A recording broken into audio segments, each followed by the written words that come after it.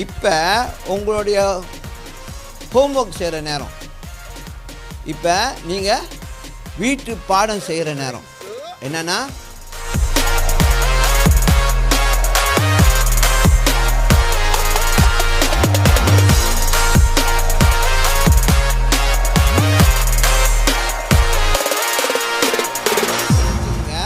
ஒரு ஒரு என்னது சொல்கிறது, ஒரு பில்டர் அப்படின்னா என்னன்னா ஒரு பாடி பில்டர் இருக்காங்களே, அவங்க எப்போதுமே அவங்களுக்கு ஒரு டைம் இருக்குது. ஏன்னா அவங்கள பில்ட் பண்ணுறதுக்கு அவன் பில்ட் பண்ணுவான், எக்ஸசைஸ் செய்வான், ஜிம் போவான், எல்லாம் செய்வான். அப்புறம் அதே மாதிரி தான் அந்த சாப்பாடு எடுத்து பாடி அந்த மசில்லாம் வெளிப்படுத்துறதுக்கு அதுக்கு வேண்டிய காரியத்தை செஞ்சு ஒரு நாள் என்ன ஆவான், அவன் அந்த உடம்பு வந்து பில்ட் பண்ணி அந்த பாடி பில்டராக அவன் காமிப்பான்.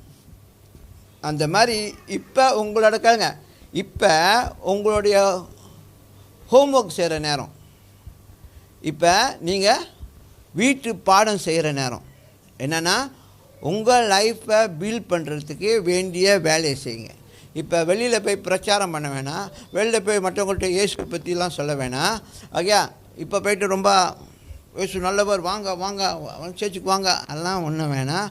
உங்களை பில்ட் பண்ணி அந்த பாடி பில்டர் மாதிரி அவன் பில்ட் பண்ண பிறகு அவன் காட்சியளிக்கிறான்ல, அந்த மாதிரி உங்களுடைய கிறிஸ்தவ வாழ்க்கையுடைய அந்த தரத்தை, அந்த குணத்தை இதெல்லாம் பில்ட் பண்ண பிறகு உங்களுக்கு தெரியும், ஒரு அளவு நான் இப்போ ஸ்டெடி ஆகிட்டேன்.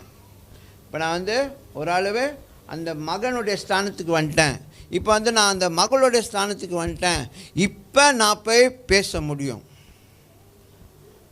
அப்போ போங்க. அப்போ கூட பில்ட் பண்ண பிறகு எல்லாம் பண்ணிவிட்டு மேக்கப்லாம் பண்ணிட்ட பிறகு வசனம் பேச தெரியாமல் போயிட போகுது.